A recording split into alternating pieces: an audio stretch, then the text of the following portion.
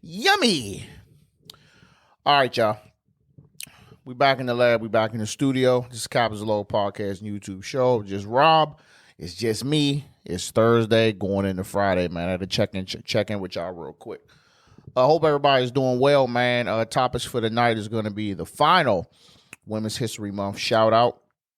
Blue check verification across social media. Incident with Bradley Beal on the NBA side, and we can talk some playoff stuff. Before we start anything, man, remember, share, subscribe, follow, man. Tell someone. I'd appreciate it dearly. Let's just help continue to build this little community, man. I'm loving it. Let's get into it. So my final Women's History shout out goes into the Let me start it over. My Women's History shout out goes to no other than the OG, Mom Dukes, Tanya Marbury.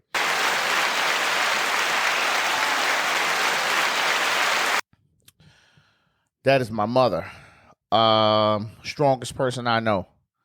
I want to shout her out, number one, for creating me, for creating this being, being able to sit in this chair and talk to you guys. I want to thank her for, her hard work ethics.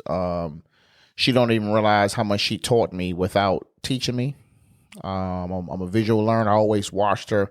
I seen my mom getting dirty all the time, whatever she needed to do to do the things to get us wherever we needed. I want to thank her for moving us out of a bad area, taking a chance, moving us out of a bad area. We used to live in Hyattsville, Delphi Road.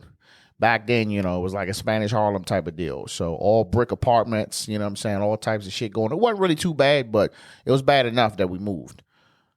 Thank her for, taking us out of there and moving us out to Montgomery County where, I got a chance to grow with everybody, to experience, other cultures and be poor black people in a nice area. I want to thank her for just being a strong black woman.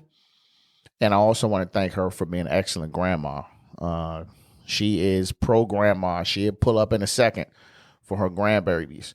So, Mom, I love you, and I want to thank you for, doing the things you have done. I would like to highlight you as the last woman for Women's History Month.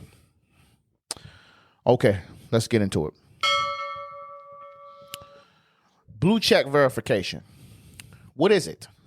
Well, as you can see, it's something different. I'll tell you what it is back in the day, and I'll tell you what it is now. So back in the day, if you was somebody, if you was someone famous, you was a celebrity, you was an athlete, you was a big name content creator, or you just had a shit ton of followers, Instagram, Facebook, or Twitter, they would give you a blue check verification. That meant that you was somebody to a lot of people. Whether you had 500,000 followers, 1 million, you posted a lot of videos, or, you just, whatever you do, a lot of people fuck with you, so they recognize that. You get a blue check on TikTok as well. But now things are different. So now it's essentially a paid subscription. And for what I'm saying, it seems like anybody can get it. But let's just see. What does it mean now? Now, getting a blue check means this is a verified account. So this means that this person is a real person. I think you got to actually send a picture of your government ID for them to verify you. So whether you're a person or you're a brand, a business, or whatever, you can pay for a blue check, and you just have a blue check. I guess you can look at it as good if I think if you already have it, I don't know if you got to pay for it. I'm not sure all the rules, but if I wanted to go out and I wanted to get a blue check for the Captain's Law Podcast, I didn't read all the eligibility requirements, but they just sent it to both my accounts saying if I wanted to get it, I can get it. So for the price for IG and Facebook, if you want to pay $12 a month, or for Twitter, you want to pay $8, you can have a blue check. So, I don't know. If you can afford it, if you can afford to let $12 a month go, to essentially nothing, then I say go for it. If you're a famous person and you already up there, or you just got up there, I say go for it. If you're a business and you're popular on social media, I say go for it. If you ain't really got a lot of followers, or you're not posting a lot of content, and you're not even really on social media like that to even grow, you probably don't want to do it. It might be a waste of money.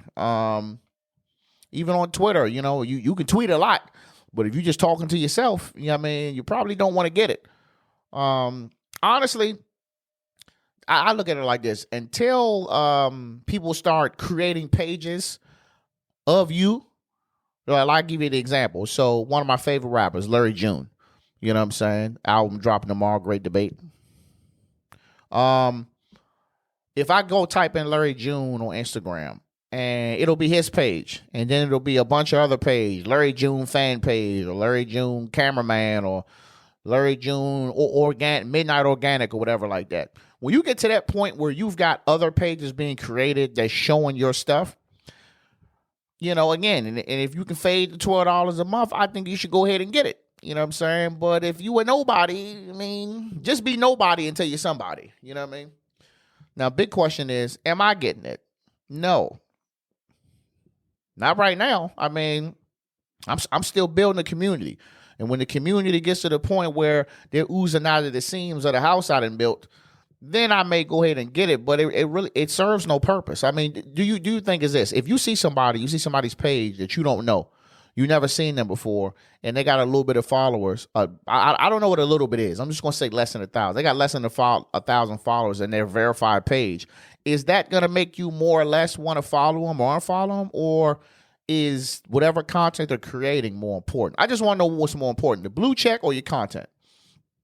If you're looking at it from the scam aspect, yeah, I guess, but if you just don't if you don't have no easy ass password and you don't be listening to none of these bots and your DMs asking you to want to buy shit, I think it'll be fine. I've never had to change my password. I've never had nobody try to steal any of my stuff either. So I don't know. But as of now, the Captain's Law podcast is not playing for no blue check.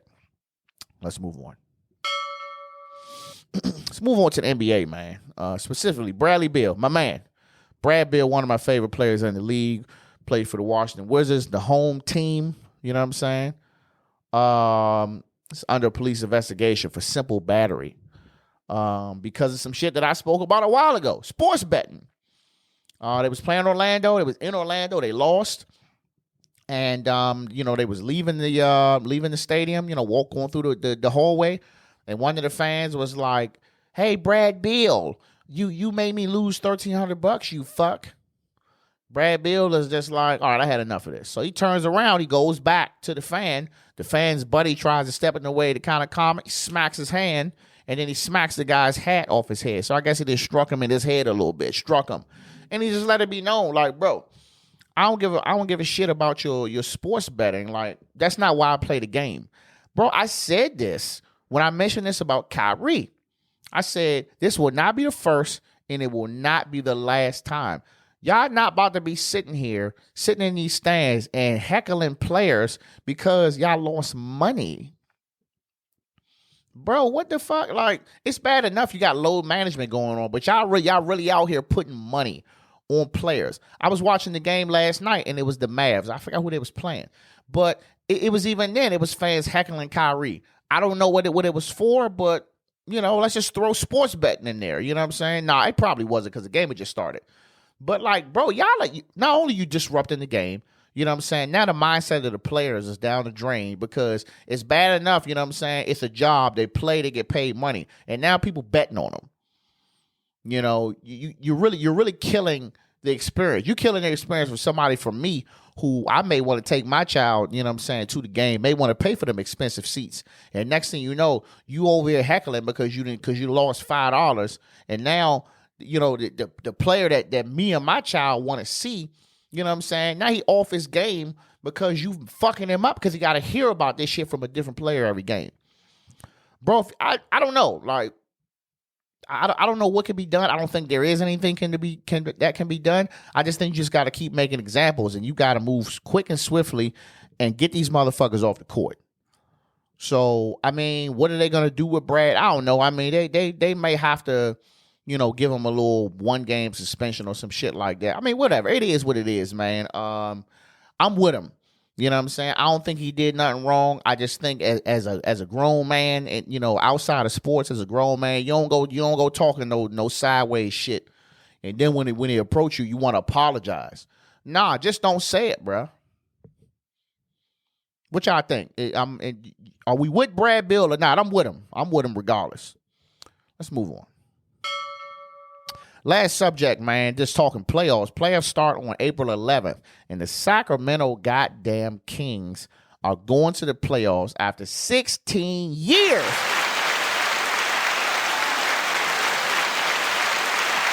They get an extended clap for that.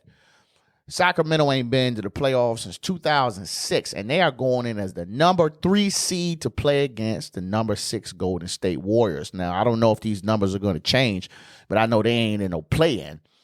They number 3. You know what I mean? That's fucking crazy, dog. They got a little mob, too. I didn't look up the players' names because I ain't got that type of time today. But shout out to them, man. You look at the Sacramento Kings from back in the day. That was a team that you got traded there. You went there to die. You went there and your career just went down the fucking drain. You never got no nationally televised games. The stadium was always empty, et cetera, et cetera, et cetera. Mike Brown go out there and grab a couple of players, Sabonis, Malik Monk, and what's my other man? De'Aaron Fox, who was already there. And now they are fucking mob. They are very exciting to play. They're a young team, and they're hungry.